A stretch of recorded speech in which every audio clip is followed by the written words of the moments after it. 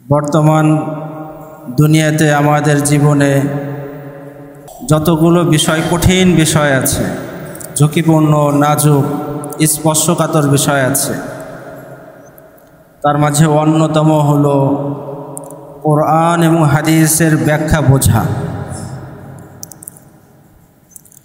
আমল তো বোঝার পরে হবে, প্রথমে বুঝতে হবে, তারপরে আমল। কেউ যদি না বোঝে তাহলে তো আমল করতে পারবে না। আমল করতে হলে প্রথমে বুঝতে হবে, আর এই বুঝটাই হলো অনেক কঠিন ব্যাপার।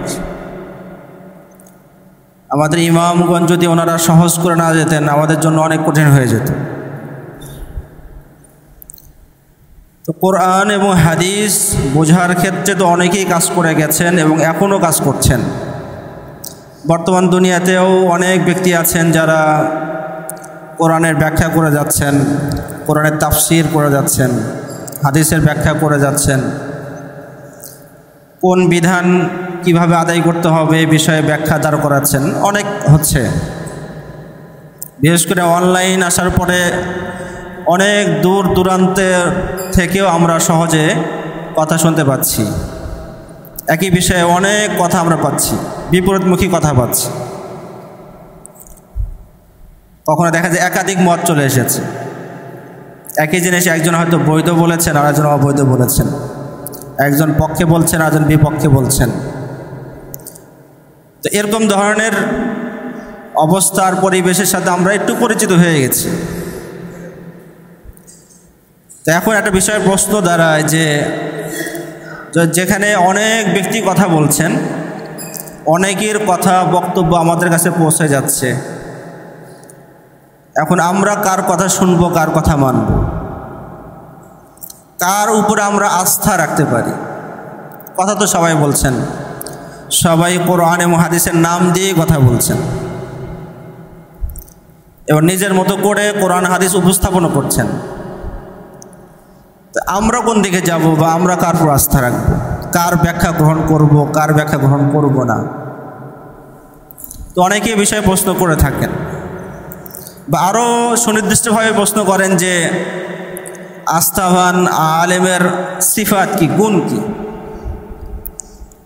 একজন আলেমের মাঝে কি কি সিফাত থাকলে, কি কি গুণ থাকলে আমরা তাকে আস্থাবান বলতে পারি, তাকে অনুসরণ করতে পারি, তার কাছে কোরআন হাদিসের ব্যাখ্যা জানতে পারি? এই বিষয়টা অনেক বিশদ, অনেক গুণের কথাই হয়তো আপনারা পেয়ে যাবেন বিভিন্ন কিতাবের মাঝে। কিন্তু খুবই সহজে যদি বলতে হয় যে কোন আলেমের উপরে আমরা আস্থা রাখব, কোরআন হাদিসের ব্যাখ্যার ক্ষেত্রে কাকে আমরা গ্রহণ করব, কাকে গ্রহণ করব না,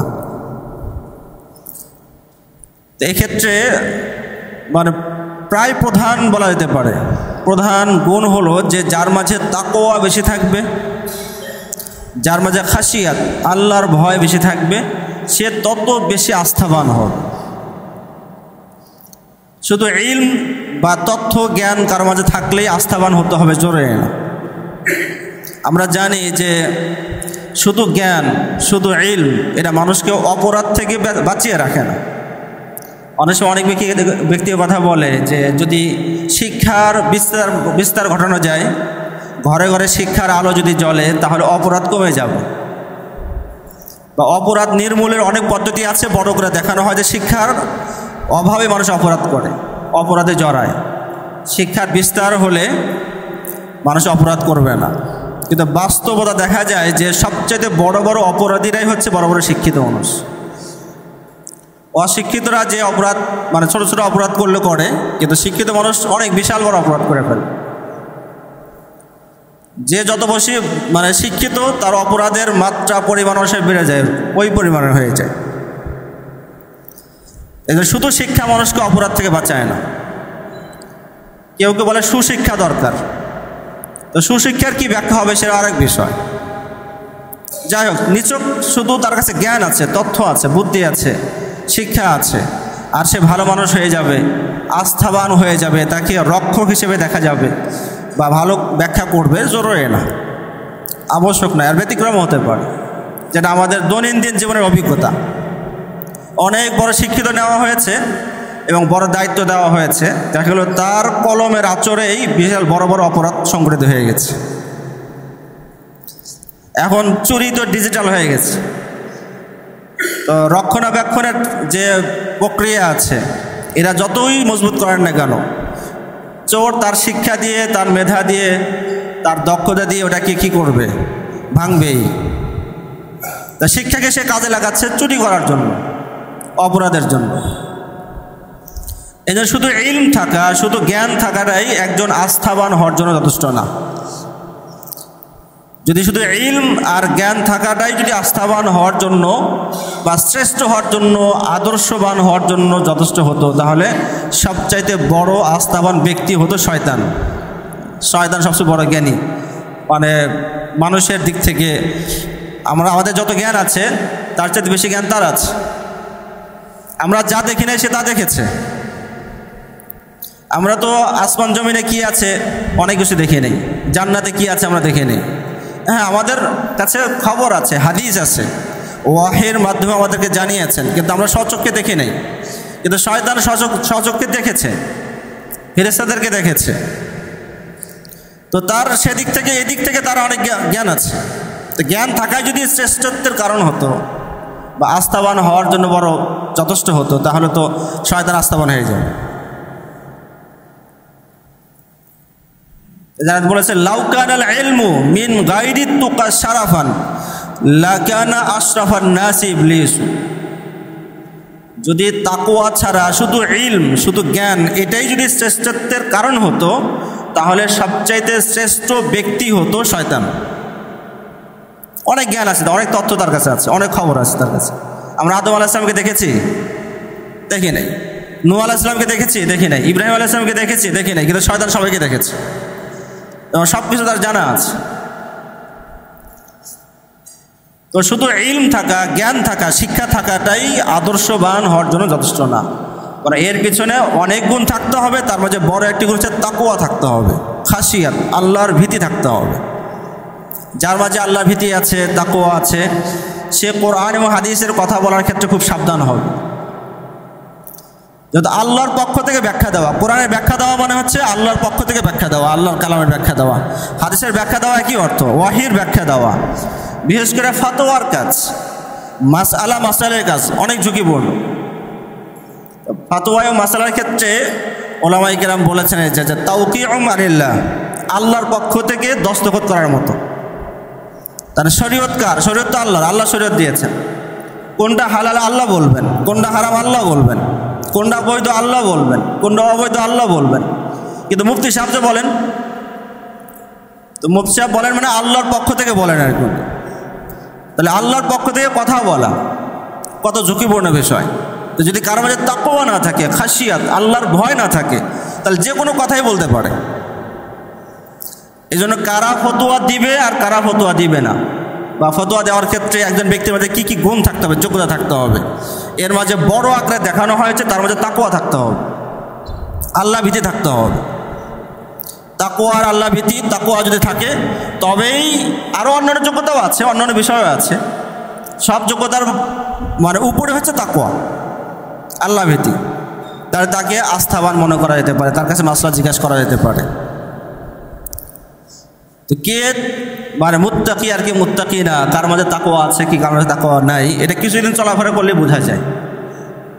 মানে বিষয়টা এরকম না যে বাস নির্দিষ্ট সময়ে তাকওয়া প্রদর্শন করা হলো তারপরে স্বাভাবিক, এরকম না।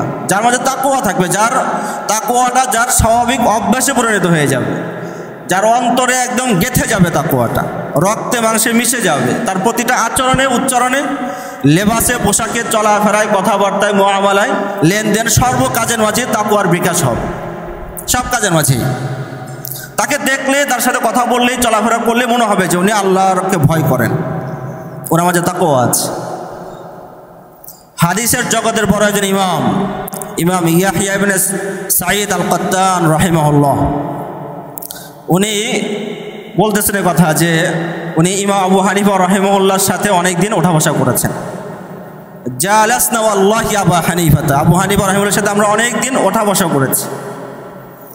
তাহলে হঠাৎ সাক্ষাৎ হয়েছে, দুই একটা কথা হয়েছে এরকম না, বরং নিয়মিত দেখা সাক্ষাৎ হয়েছে, কথাবার্তা হয়েছে। ওয়াসামি'না মিনহু, আবু হানিফা রাহিমাহুল্লাহ থেকে উনি মাসআলা শুনেছেন, হাদিস শুনেছেন, রিওয়ায়াত নিয়েছেন। তো অনেক দিনের অভিজ্ঞতা, অনেক দিনের ওঠা বসা। তো এতদিনের ওঠা বসার সম্পর্কে একটা মন্তব্য করেছেন যে যখন নাকি আমি আবু হানিফা রাহিমাহুল্লাহর দিকে তাকাইতাম, ওনার চেহারার দিকে, তো তাকানোর পরে মানে আরাফতু ফি ওয়াজহি আন্নাহু ইয়াত্তাকিল্লাহ, আমার মনে হতো তার চেহারা দেখেই যে উনি আল্লাহকে ভয় করেন। মানে ওনার তাকওয়াটা এমন পর্যায়ে ছিল যে ওনাকে দেখলেই তাকওয়ার কথা মনে হতো, বোঝা যেত উনি মুত্তাকি মানুষ, উনি তাকওয়া করেন, উনি পরহেজগার, আল্লাহকে ভয় করেন। কিছু আল্লাহওয়ালা আছে না যাদেরকে দেখলে আল্লাহর কথা মনে হয়, ইদা রুযুকির আল্লাহ, দেখলেই মনে হবে আল্লাহর কথা। তো ওরকম ওনাকে দেখলে তাকওয়ার কথা মনে হয়। আল্লাহকে এত বেশি ভয় করতেন এবং আল্লাহকে ভয় করে এত বেশি কান্না করতেন। মানে ইউসমাউ বুকাউহু বিল্লাইল হাত্তা ইয়ারহামাহু জিরানুহু। আবু হানিফা রাহিমাহুল্লাহ রাত্রে আল্লাহর ভয়ে কান্না করতেছেন, আস্তে আস্তে অনেক জোরে জোরে কান্না করতেছেন। এবং ওনার প্রতিবেশী মানে সে নিজেও, প্রতিবেশী নিজেও মানে কি হয়ে গেছে, তার অন্তরের মধ্যে দয়া এসে গেছে যে এত কান্না করতেছে। আবু হানিফা রাহিমাহুল্লাহর তাকওয়া, উনি যে ফিকহের কাজ করেছেন, মাযহাবের কাজ করেছেন, কোরআন এবং হাদিসের ব্যাখ্যার কাজ করেছেন, তো অন্যান্য যোগ্যতা তো আছেই, এর মাঝে সবচাইতে বড় যোগ্যতা যদি হিসাব করা হয় তাহলে তাকওয়া, খাশিয়াত, আল্লাহর ভয়, আল্লাহর ভয়ে কান্না করা, বেশি বেশি কান্না করা। এমনি তো কান্না করা অনেক ফজিলত, যে চোখ আল্লাহর ভয়ে কান্না করে তো ওই চোখ তো জাহান্নামে যাবে না, জাহান্নামে যাবে না। হাদিসের মাঝে রাসূল করিম সাল্লাল্লাহু আলাইহি ওয়াসাল্লাম বলেছেন যে লাইসা শাইউন আহাব্বা ইলাল্লাহি মিন কাতরাতাইন, আল্লাহ তাআলার কাছে 2 ফোঁটা জিনিস খুবই প্রিয়। 2 ফোঁটা মানে পরিমাণ অনেক কম, অনেক ছোট জিনিস, কিন্তু আল্লাহর কাছে সবচেয়ে বেশি প্রিয়। কাতরাতুন মিন দুমুইন ফি খাশিয়াতিল্লাহ, আল্লাহর ভয়ে 1 ফোঁটা চোখের পানি, 1 ফোঁটা চোখের পানি যেটা আল্লাহর ভয়ে বের হয়েছে, আল্লাহকে ভয় করে, জাহান্নামকে ভয় করে চোখ দিয়ে পানি বের হয়েছে।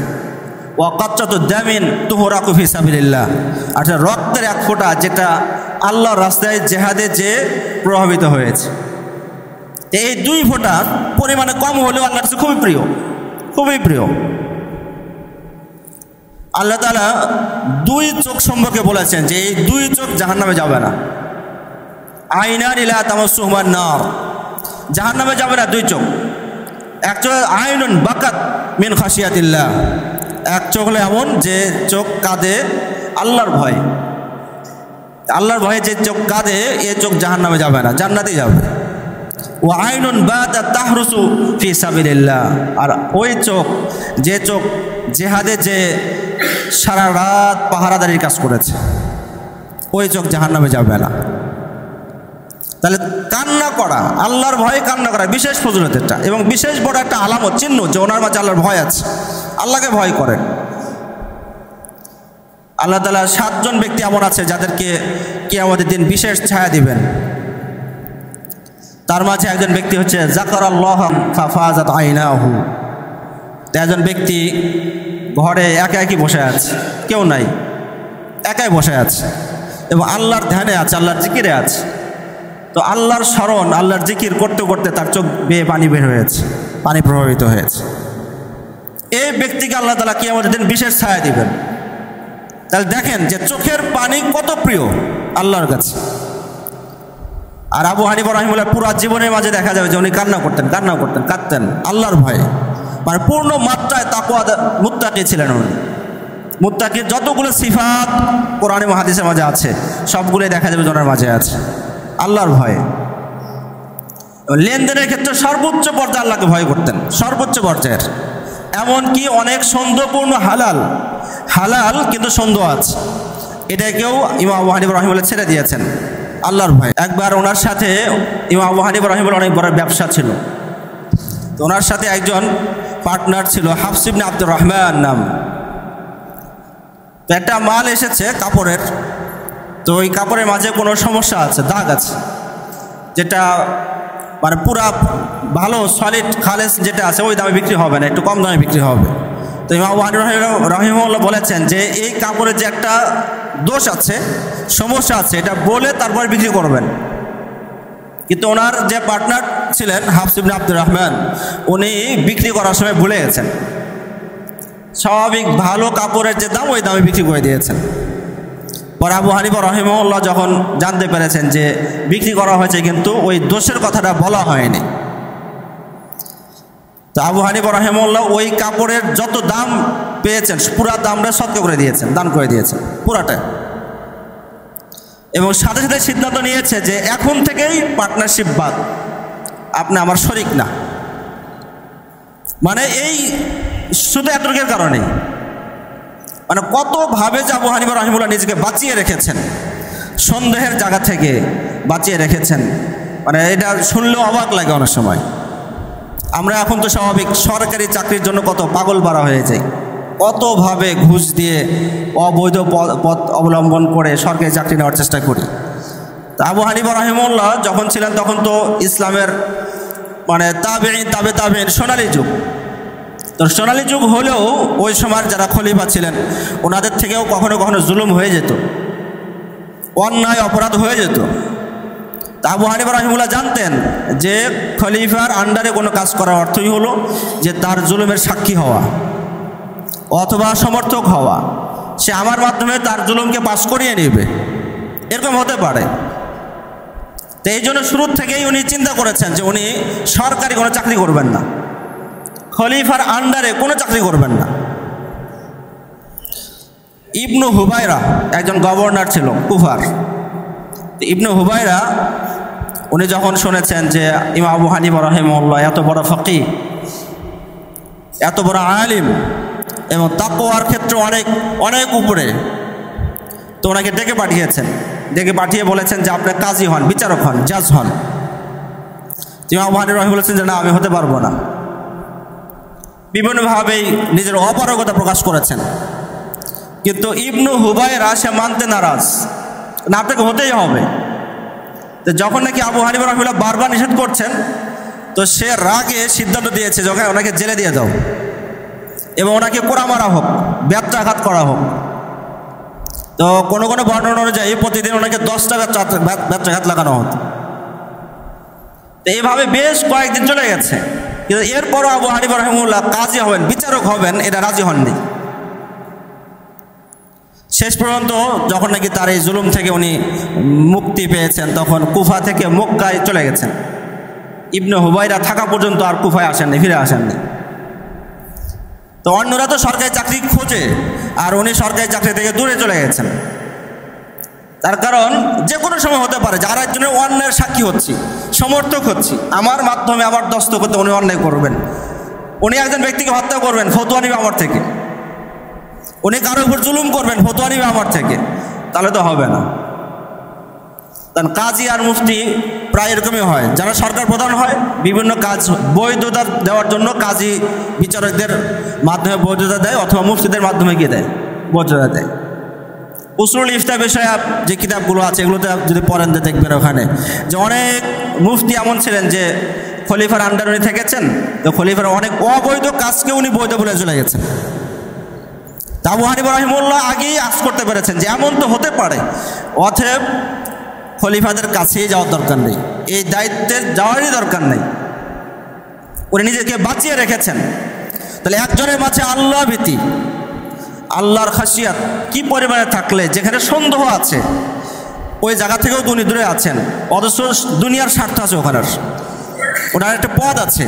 অনেকদিন পরে আবার খলিফা মানসুর ওনাকে ডেকে পাঠিয়েছেন ইরাকে, যখন ইবনে আবি লাইলা রাহিমাহুল্লাহর ইন্তেকাল হয়ে গেছে, এখন প্রধান কাজী কে হবে অথবা কুফার কাজী কে হবে। তো ইমাম আবু হানিফা রাহিমাহুল্লাহকে ডেকে পাঠিয়েছেন ইরাকে। তা আবু হানিফা রাহিমাহুল্লাহর সাথে কথা হয়েছে যে আপনি কাজী হন, আপনি বিচারক হন। আবু হানিফা রাহিমাহুল্লাহ বিভিন্নভাবে ওজোর পেশ করেছেন, অপরকতা পেশ করেছেন, আমি হতে পারবো না। তো খলিফা মানসুর সে খলিফা, তো তার এটা লেগে গেছে যে আমি বললাম, বিভিন্নভাবে বুঝাইলাম, তারপরেও মানে উনি রাজি হচ্ছেন না।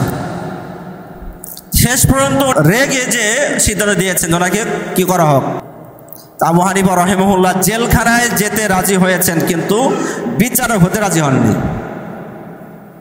অনেকটা ইউসুফ আলাইহিস সালামের মতো হয়েছে যে আসসিজনু আহাব্বু ইলাইয়া মিম্মা ইয়াদউনানি ইলাইহি, ইউসুফ আলাইহিস সালামকে যখন নাকি মানুষ ওই সময়ের গুনার দিকে বা অন্য কোনো প্রস্তাবের দিকে ডাকছে আর মেনে না নিলে তাকে জেলখানায় যেতে হচ্ছে, তখন ইউসুফ আলাইহিস সালাম উনি জেলখানাকে পছন্দ করেছেন, প্রাধান্য দিয়েছেন তাদের প্রস্তাব থেকে।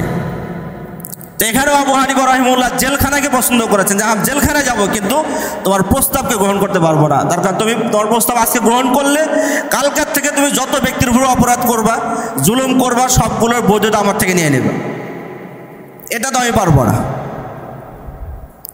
তা আবু হানিফা রাহিমাহুল্লাহ জেলখানায় ছিলেন এবং জেলখানায় ওনাকে এতভাবে কষ্ট দেওয়া হয়েছে যে এক বর্ণনা অনুযায়ী জেলখানায় উনি কষ্টেই মারা গেছেন, অন্য বর্ণনা অনুযায়ী ওনাকে বিষ পান করিয়ে মারা হয়েছে, শহীদ করা হয়েছে। তাহলে সব কিছু ছিল ওনার সামনে, উনি চাইলে একটা বিশাল পথ পেয়ে যাবেন, চাইলে অনেক কিছু অর্জন করতে পারবেন, সুযোগ আছে। কিন্তু এই সুযোগকে উনি গ্রহণ করেননি, বাদ দিয়েছেন, ত্যাগ করেছেন। কেন? আল্লাহর ভয়ে, আখিরাতের ভয়ে। এই জন্য ওনার বড় একজন শাগরিদ এবং হাদিসের জগতে বড় একজন ইমাম ইবনুল মুবারক, আমরা হয়তো নাম শুনেছি ওনার, ইবনুল মুবারক রাহিমাহুল্লাহ, উনি বলেছেন যে মাযা ইউকালু ফিহি, আবু হানিফা রাহিমাহুল্লাহ সম্পর্কে কি বলবা, আর কি বলবা? ওনার তাকওয়া, ওনার তাহারাত, ওনার পরহেজগারি এত প্রসিদ্ধ যে ওনাকে আর কি বলার আছে, যে ওনাকে ব্যত্যাঘাত করা হয়েছে, এরপরে উনি দুনিয়ার দিকে যান নাই, তো ওনার সম্পর্কে আর কি বলা যায়? তো ইমাম আবু হানিফা রাহিমাহুল্লাহ কুফার যত ইমাম ছিল, যত ওলামা ছিল, কুফাতে অনেক ওলামা ছিলেন, ইরাকে অনেক ওলামা ছিলেন, খোদ কুফার মাঝে প্রায় ১৫০০ সাহাবী অবস্থান করেছেন, আসা যাওয়া করেছেন, বাড়ি বানিয়েছেন। তাহলে কত ওলামা এই গ্রামের শহর এটা। এর মাঝে যদি ওনার সমসাময়িক সবচেয়ে বড় মুত্তাকি যদি হিসাব করা হয়, তাহলে আবু হানিফা সবচেয়ে বড় মুত্তাকি হবেন, আতকান নাস, আওরাউন নাস হবেন উনি। তো এই জন্য কোরআনের ব্যাখ্যা ঠিক করেছেন কি করেন নাই, হাদিসের ব্যাখ্যা উনি ঠিক করলেন কি করলেন না, কোরআন এবং হাদিসের ব্যাখ্যার ক্ষেত্রে ওনার উপর আমরা আস্থা রাখতে পারি কি পারি না, এর জন্য বড় একটা করি না দলিল হয়ে এটা যে ওনার মধ্যে তাকওয়া কতটুকু আছে, উনি মানুষের স্বার্থে কথা বলেন কিনা, উনি ওনার মধ্যে দুনিয়ার লোভ আছে কিনা। আমরা তো অনেক সময় পাই না, এই জন্য খাই না, পাই না এই জন্য পড়ি না, নাই এই জন্য পড়ি না, নাই এই জন্য ভোগ করি না। কিন্তু কয়জন মানুষ আছে যার কাছে আছে কিন্তু এরপরও খায় কম, আছে কিন্তু পরে কম, আছে ভোগ করে কম, বাকিটা আল্লাহর রাস্তায় দান করে দেয়। এরকম লোক কতজন পাওয়া যাবে? রাসূল কারীম সাল্লাল্লাহু আলাইহি ওয়াসাল্লাম কখনো খেয়েছেন, কখনো না খেয়ে থেকেছেন। এটাও অভাবের কারণে নয়, বরং এই পদ্ধতির জীবনকেই রাসূল পছন্দ করেছেন, যে একবেলা খাবেন আর একবেলা না খেয়ে থাকবেন। রাসূল সাল্লাল্লাহু আলাইহি ওয়াসাল্লামকে তাআলা আল্লাহ অনেক সম্পদ দিয়েছিলেন, অনেক স্বর্ণ রাসূল সাল্লাল্লাহু আলাইহি ওয়াসাল্লামের কাছে আসতো, অনেক উট আসতো, অনেক সম্পদ আসতো। সকালে এসেছে, বিকেল হতে না হতে সব ভাগ হয়ে গেছে, সবাইকে দিয়েছেন, বন্টন করে দিয়েছেন, আর রাতটা না খেয়ে থেকেছেন। এটা হচ্ছে আসার পরে, দুনিয়া আসার পরে, সম্পদ আসার পরে সব কিছু দান করে দিয়ে নিজে না খেয়ে থাকা। ইমাম আবু হানিফা রাহিমাহুল্লাহ ছিলেন এরকম, উনি তো মানে কোটিপতি ছিলেন, বিশাল বড় ব্যবসা, বরং ইন্ডাস্ট্রি ছিল ওনার, সম্পদ ছিল, প্রচুর সম্পদ ছিল, কিন্তু এই সম্পদ নিজে ভোগ করেননি, দুনিয়াকে ত্যাগ করেছেন। সম্পদ কি করতেন? এটা দান করে দিতেন, এবং ওনার দানের অনেকগুলো সিস্টেম ছিল।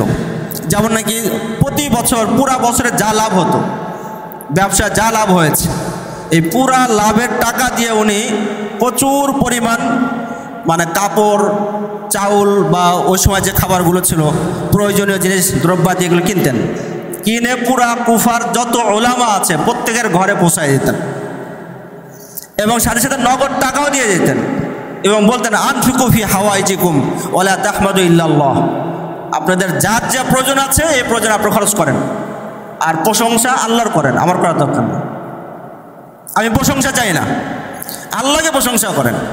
এক ব্যক্তিকে ইমাম আবু হানিফা রাহিমাহুল্লাহ অনেক টাকা দিয়েছেন, পরে ইমাম আবু হানিফা রাহিমাহুল্লাহর মুখের সামনেই সে প্রশংসা করছে, তো তাকে থামিয়ে দিয়ে ইমাম আবু হানিফা বলেছেন যে ওয়াশকুরুল্লাহ, আল্লাহর শুকরিয়া করো, এটা রিজকুন সাকাহুল্লাহু ইলাইক, এটা একটা রিজিক ছিল, এই রিজিকটা আসলে তোমার ছিল, কোনো ঘটনাক্রমে আমার কাছে চলে এসেছে, আবার আমার থেকে আল্লাহ তোমার কাছে পৌঁছে দিয়েছে। মানুষে বলে না যে মেহমান যখন আসে তখন রিজিক নিয়ে আসে। তো এখন রিজিক নিয়ে কিভাবে আসে? খরচ তো আমার হয়, উনি রিজিক নিয়ে কিভাবে আসে? পাতিলের ভাত তো আমার খরচ হয়, উনি কিভাবে রিজিক নিয়ে আসলেন? আসলে আমার পকেটে যে টাকাটা আছে, আমার পাতিলে যে চাউল আছে, এটা আসলে ওনার জন্যই বরাদ্দ ছিল, কিন্তু কোনো ক্রমে আমার পকেটে এসে গেছে। এখন মেহমান এসেছেন, পকেট দান বের করতে হবে। যেটা আমি বের করলাম আমার জন্য বরাদ্দ, এটাই বের করেছে তা না, মানে ওনার জন্য আগে থেকে বরাদ্দ ছিল, এবং সেটা আল্লাহ আমার কাছে পৌঁছে দিয়েছেন কোনোভাবে, আমার মাধ্যমে তার কাছে পৌঁছে দিলেন। তা আবু হানিফা রাহিমাহুল্লাহ এটাই বলেছেন যে আমি যেটা তোমাকে দিয়েছি এটা তোমার জন্যই ছিল, তোমারই রিজিক ছিল। সাকাহুল্লাহু ইলাই, আমার মাধ্যমে তোমার কাছে আল্লাহ পৌঁছালেন এই রিজিকটা। তা আবু হানিফা রাহিমাহুল্লাহ মানে ভোগ করেননি, সম্পদ থাকার পরেও এরা দান করেছেন, অকাতরে দান করেছেন। একজন আবু হানিফা রাহিমাহুল্লাহকে 1000 জোড়া জুতা হাদিয়া দিয়েছেন, 1000 জোড়া জুতা, যা আপনি নিজে পড়বেন এবং আপনার যার মনে ইচ্ছা তাকে দিয়ে দিবেন। পরের দিনে আবু হানিফা রাহিমাহুল্লাহকে দেখা গেল যে উনি জুতার দোকানে আছেন, জুতা কিনবেন। তো ওনাকে জিজ্ঞেস করা হলো যে গতকালকে 1000 জোড়া জুতা দেওয়া হয়েছে, আপনি আজকে জুতা কিনতেছেন? তো আবু হানিফা বলছেন যে গতকালের জুতা তো সব শেষ হয়ে গেছে, সব শেষ, দান করে দিয়েছেন। মানে এক রাতও রাখেন নাই নিজের কাছে, যা এসেছে দান করে দিয়েছেন। নিজের জন্য শুধু যতটুক চলা যায় অতটুক নিজের জন্য রেখেছেন, আর সম্পদ নিজের ঘরে ঢুকান নাই। লা ইয়াদাউ মিনহু শাইআন ইল্লা আখরাজাহু, যা সম্পদ লাভ করেছেন কিছুই নিজের কাছে রাখেন নাই, সব দান করে দিয়েছেন। তাহলে দুনিয়ার ভোগ, দুনিয়ার লোভ লালসা ওনাকে স্পর্শ করবে? করবে না। একজন ব্যক্তি ওনাকে হাদিয়া দিয়েছে, যে একটা রুমাল হাদিয়া দিয়েছে, সর্বোচ্চ 3 দিনার 3 দিরহাম হবে। তো আবু হানিফা রাহিমাহুল্লাহ ওনাকে মানে 1000 দিরহামের জিনিস হাদিয়া দিয়েছে। তাহলে এই ব্যক্তিকে দুনিয়া কীভাবে স্পর্শ করবে? দুনিয়ার লোভ কীভাবে স্পর্শ করবে? উনি তো আল্লাহর জন্য, উনি তো আখিরাতের জন্য, আল্লাহর ভয়ে উনি সবসময় কব্যমান থাকেন। এক ব্যক্তি আবু হানিফা রাহিমাহুল্লাহকে কোনো কারণে বলে ফেলছে যে ইত্তাকিল্লাহ, হে আবু হানিফা আপনি আল্লাহকে ভয় করেন। সাধারণ একজন ব্যক্তি বলে ফেলছে এটা। তো যে মুহূর্তে কথা বলা হয়েছে হে আবু হানিফা আপনি আল্লাহকে ভয় করেন, তখনই ইনতাফাজা ওয়াসফাররা ওয়া তা'দা রাসাহু, ওনার মধ্যে কম্পন শুরু হয়ে গেছে, মাথা নিচু করে ফেলছে। এবং উনি বলেছেন যে হ্যাঁ, প্রত্যেক ব্যক্তির জন্য এরকম একজন উপদেশকারী থাকা দরকার, যে মুখের উপরে বলবে ইত্তাকিল্লাহ, আল্লাহকে ভয় কর। তা অনেক সময় মুখের উপরে কথা না শুনতে শুনতে আমরা কি হয়ে যাই? উদাসীন হয়ে যাই, অলস হয়ে যাই, গাফেল হয়ে যাই। তো যখন মুখের উপরে বলবে তখন সতর্ক হয়ে যাব আমরা, আবার আমরা আল্লাহ থেকে কি হব? প্রত্যাবর্তন করব। সেটা যে ইমাম আবু হানিফা, যে কোনোভাবে আমরা যাচাই বাছাই করে না কেন, একজন আস্থাবান ইমাম হওয়ার জন্য যত ধরনের সিফাত দরকার, যত ধরনের গুণ থাকা দরকার, সব গুণ ওনার মাঝে বিদ্যমান ছিল, সব গুণ। ওনার মাজলিসে যে ছাত্ররা আসতো, অনেক ছাত্রের উনি মাসকে মাস, বছরকে বছর উনি খরচ দিতেন, অনেকের পরিবার উনি নিজে চালাইতেন। একদিন উনি বসে আছেন, সামনে অনেকে বসে আছে, পরে সবাই চলে গেছে, একজন বসায় আছে। পরে ওনাকে জিজ্ঞাসা করেছেন যে মানে কোনো সমস্যা আছে কিনা, কোনো হাজত আছে কিনা। তো উনি হাজতের কথা বলেছেন, তো তৎক্ষণাৎ উনি পুরো করে দিয়েছেন। আর একজন বসে আছে এবং তার শরীরের মাঝে একটা ময়লা এবং পুরাতন কাপড়। তা আবু হানিফা রাহিমাহুল্লাহ বলেছেন যে এদিকে আসো। এসে ওনার জায়নামাজ উঠাইছেন। জায়নামাজ উঠানোর পরে দেখা গেল যে এখানে 1000 দিরহাম আছে জায়নামাজের নিচে। তো বলছেন যে এটা নিয়ে যাও এবং ভালো কাপড় পরে খরিদ করে পরিধান করো। মানে এভাবে দুনিয়াকে উনি দান করেছেন, মানুষের জন্য ব্যয় করেছেন। এই জন্য এক শাগরিদ বলেছেন যে লা ইউসআলু হাজাতান ইল্লা আ'তাহা। আবু হানিফা রাহিমাহুল্লাহর যেভাবে গুণ ছিল যে মাসআলা সম্পর্কে, কোরআন এবং হাদিসের ব্যাখ্যা সম্পর্কে যে কোনো বিষয় জিজ্ঞাসা করলে উনি উত্তর দিতেন, এই গুণ যেভাবে পরিপূর্ণ ছিল, মানুষ দুনিয়াবি কোনো হাজত নিয়ে আসলেও উনি উপকার করার চেষ্টা করতেন, কম হোক বেশি হোক উনি উপকার করতেন, এবং উপকার করে কোনো প্রশংসা যেতেন না। এক্ষেত্রে উনি পরিপূর্ণভাবে উনি কি সতর্ক থাকতেন। একদিন দেখা গেল যে ইমাম আবু হানিফা রাহিমাহুল্লাহ উনি রোদে বসে আছেন, পাশে একটা গাছ আছে, গাছের ছায়ায় বসতে পারেন, ঘর আছে, ঘরের ছায়ায় বসতে পারেন। তো ঘরের ছায়ায় না বসে রোদে বসে আছেন। আবু হানিফা রাহিমাহুল্লাহকে জিজ্ঞাসা করলো যে আপনি রোদে বসে আছেন, ঘরের ছায়ায় বসেন, গাছের ছায়ায় বসেন।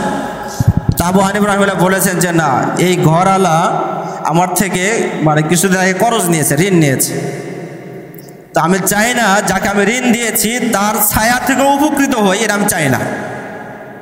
তার সুদের অনেকগুলো দিক আছে, তার মধ্যে একটা দিক হলো যে কাউকে ঋণ দিয়ে উপকৃত হওয়া। কুল্লু কারদিন জাররা নাফআন ফাহুয়া রিবা।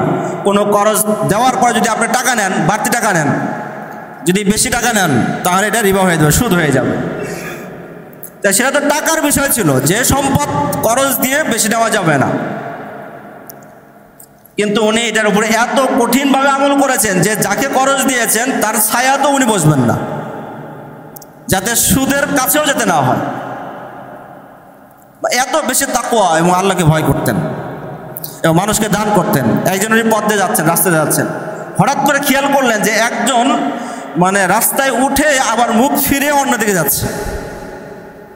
পরে আবু হানিফা রাহিমাহুল্লাহ একটু দ্রুত যেয়ে তাকে ধরেছেন যে কি ব্যাপার, আপনি রাস্তায় এসে একটু আমার দিকে তাকিয়ে আবার কি হয়ে গেলেন?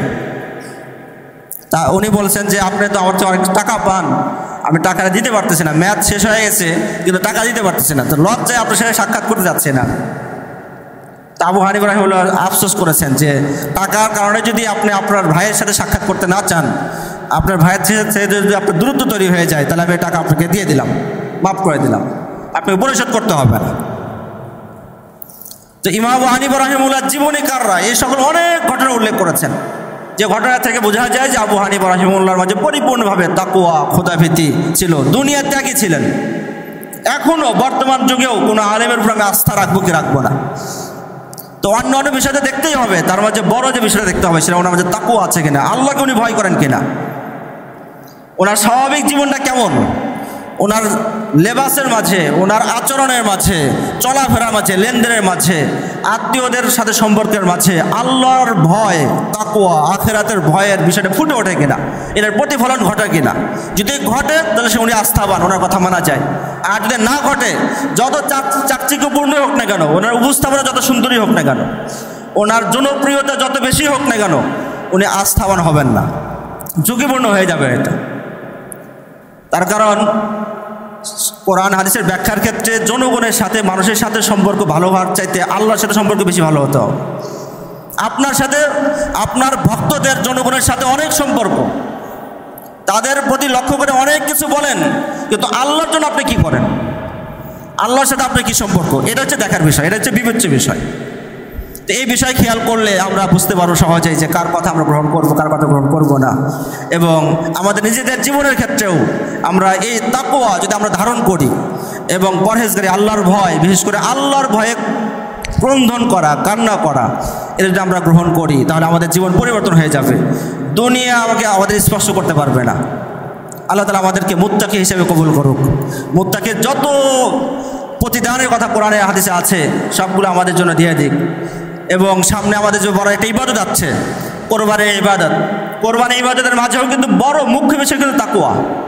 আল্লাহর কাছে রক্ত, মাংস, গোস্ত কিছুই পৌঁছে না, কিন্তু আল্লাহ তাআলা দেখেন তাকওয়া, কার অন্তরের মাঝে তাকওয়া আছে, যার অন্তরে তাকওয়া আছে তার কোরবানি কবুল হবে। ইয়াতাকাব্বালু মিনাল মুত্তাকিন, আল্লাহ তাআলা মুত্তাকি যারা আছে তাদের থেকে কবুল করেন। আর যারা মুত্তাকি নয়, যারা দুনিয়ার স্বার্থে, দুনিয়ার লোভে অথবা সমাজকে দেখানোর জন্য যারা কোরবানি করে, তার কোরবানি আল্লাহ কবুল করবেন না। এই জন্য তাকওয়ার বিষয়টা, তাকওয়ার গুণ আমরা ধারণ করার চেষ্টা করি। সামনের প্রতিটা ইবাদতের মাঝে তাকওয়াকে ধারণ করে ইবাদত পূর্ণ করার চেষ্টা করি। বিশেষ করে আল্লাহর কাছে তৌফিক চাই, আল্লাহ যেন আমাদের কোরবানিকে কবুল করেন এবং কোরবানিকে তাকওয়ার সাথে সম্পাদন করার তৌফিক দান করেন। আমিন। ওয়া আখিরু দাওয়ানা আলহামদুলিল্লাহি রাব্বিল আলামিন।